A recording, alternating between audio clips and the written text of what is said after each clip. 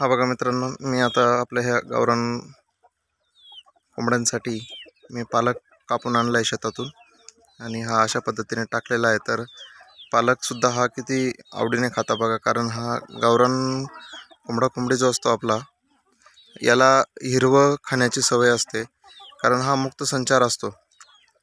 हा गावठी असल्यामुळे हा आपण शेतामध्ये पहिले जे आपण छोटे छोटे कुटुंब राहायचे किंवा मोठे कुटुंब जरी असले तरी त्यांच्याकडे गावरान कोंबड्या असायच्या आणि त्या शेतामध्ये मोकळ्या फिरायच्या। परंतु आता शेतामध्ये सगळीकडे छोटे छोटे तुकडे झाले आणि त्यामध्ये आपण हा मुक्त संचार कोंबड्या फिरू नाही देऊ शकत, कारण आपले वेगवेगळे पिकं असतात आणि ह्या कोंबड्या ज्या आहेत ह्या शेतामध्ये यांना कोरून खाण्याची सवय असते आणि दुसरं की जे हिरवं पीक असतं ते हिरवं खाण्याची सवय असते। त्यामुळे यांना आपण बंदिस्त केलेलं आहे, परंतु मुक्त संचार आहे, मोकळं इथं जाळी मारून घेतलेली आहे।